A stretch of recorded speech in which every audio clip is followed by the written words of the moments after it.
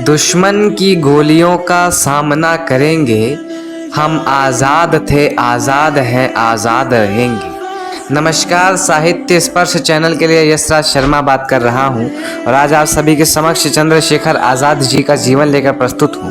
हर बार की तरह हमें इस बार भी उम्मीद है कि आप इनके जीवन में घटित देश प्रेम को अपने जीवन में महसूस करने का प्रयास करेंगे। अगर यह प्रस्तुति आपको पसंद आती है तो अपना समर्थन हमारे साथ बनाए रखिएगा। प्रस्तुति प्रारंभ करते हैं। चंद्रशेखर आज़ाद जी का जन्म 23 जुलाई 1906 को हुआ था। उनके पिता का नाम सीताराम तिवारी तथा माता का नाम जगरानी देवी था।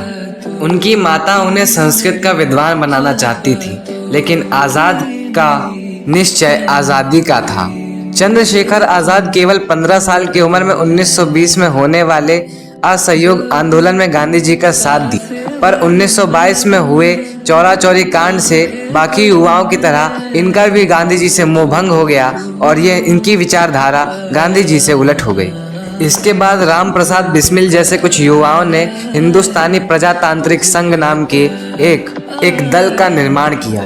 चंद्रशेखर आज़ाद निशानीबाजी में बहुत पक्के थे और उनकी यह कला उन्हें अपने जीवन भर काम आई।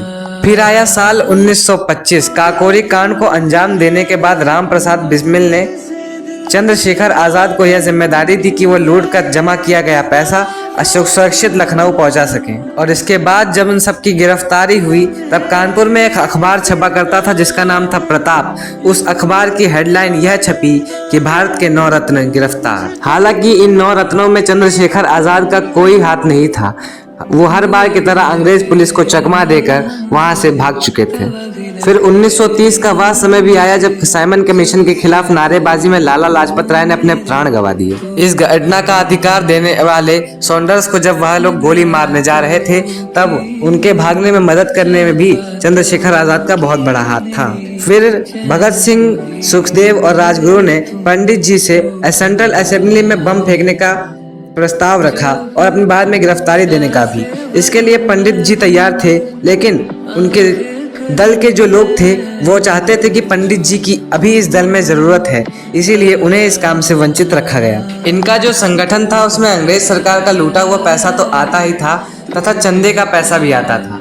तो इनके दल के कुछ मुख्य लोगों ने पंडित चंद्रशेखर आज़ाद से यह मिन्नतें की कि आप अपने घर पे चंदे का कुछ पैसा भेज दें।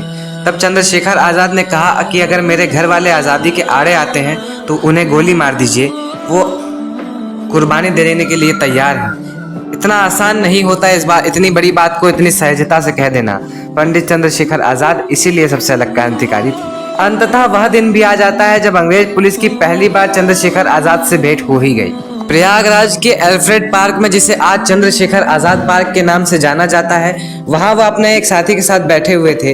तभी चारों तरफ से धनाधन गोलियां चलनी शुरू हो गई। उन्होंने अपने साथी को वहां से जाने को कहा और तकरीबन 20 मिनट तक अंग्रेज सरकार से धोखा लेते रहे। जब उन्हें यह अंदाजा हुआ कि उनकी बंदूक में अब केवल एक ही गोली शेष रह गई है, तब उनके किया हुआ उनको वादा याद आ गया कि वह कभी जिंदा अंग्रेज सरकार के हाथों नहीं आएंगे।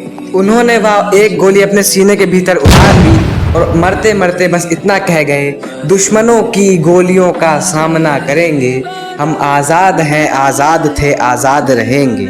ऐसे वीर क्रांतिकारी को मेरा प्रणाम और आप सभी को धन्यवाद।